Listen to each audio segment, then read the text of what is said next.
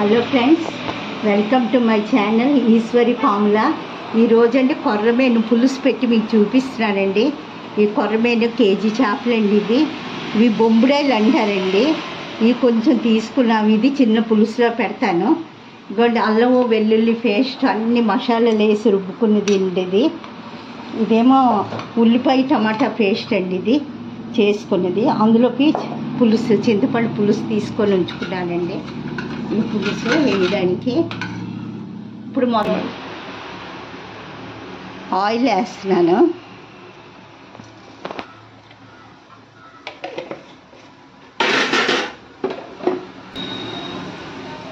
Oil కొంచెం మరిగాకండి పచ్చిమిరకాయలు ఒక 5 పచ్చిమిరకాయలు వేస్తున్నానండి.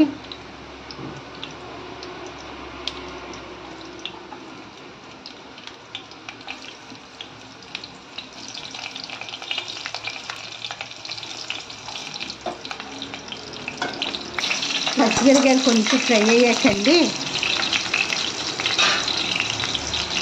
ఈ మసాలాది 3 స్పూన్లు వేస్తానండి.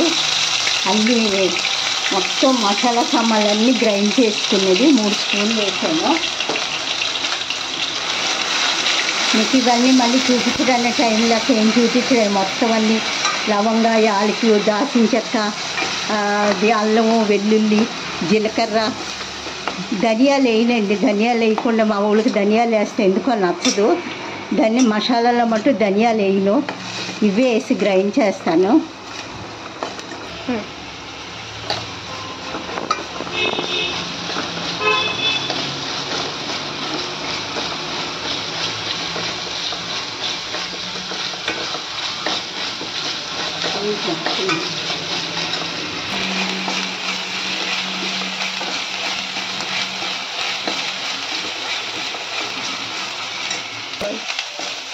మసాలా బాగా ఫ్రై అయ్యింది. మంచి స్మెల్ వస్తుంది. తర్వాత ఇక టమాటాని ఉల్లిపు ముద్దండి గ్రైండ్ చేసుకునేది అది వేస్తున్నాను. అది పచ్చివాసన పోయిన వరకు ఫ్రై చేసాక అప్పుడు ఈ చేప ముక్కలు పులుసు అన్నీ వేసుకోవచ్చండి. ఇందులోని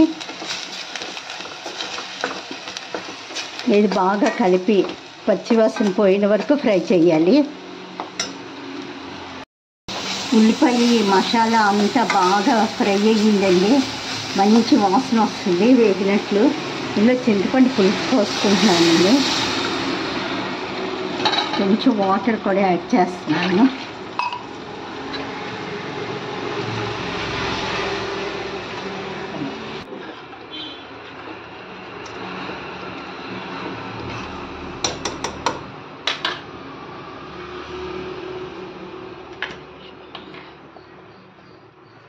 మూడు స్పూన్లు కారం వేస్తాను.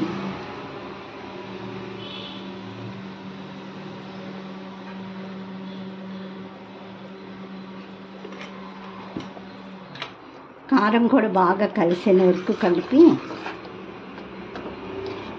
మీకు మరీ చిక్కగుంటే కొంచెం వాటర్ కలుపుకోండి.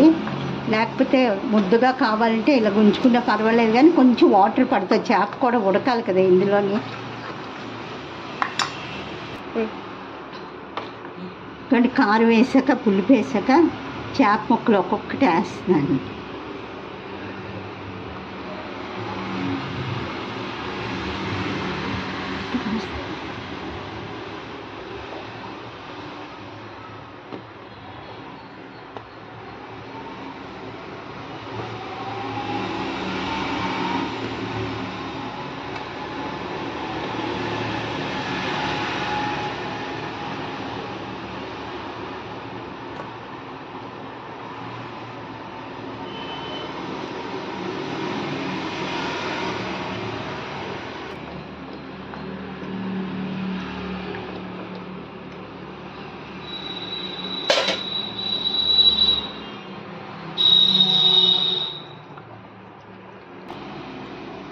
ఇందులో ఉప్పు అండి 2 స్పూన్లు ఉప్పు వేస్తున్నాను.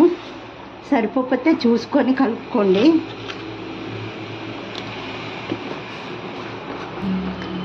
అండి కొంచెం వాటర్ పడుతుంది. చిక్కగా ఉంది, ఇది ఉడకాలి కదా చేప. కొంచెం వాటర్ వేస్తాను. ఉడికాక తర్వాత లాస్ట్లో కొత్తిమీర చల్లుకొని వేడి వేడిగా తింటే చాలా బాగుంటుందండి చేపల పులుసు. ఈ వీడియో మా మనవరాలు తీస్తుంది. నాకు వీళ్ళు బాగా హెల్ప్ చేస్తారండి. మా ఇంట్లోని బాగా తీయమని ఎడిటింగ్ అది చేసి వీళ్ళే పెడుతుంటారు పిల్లలు. మీకు ఇది మరిగాక ఎలా వచ్చిందో మళ్ళీ చూపిస్తానండి.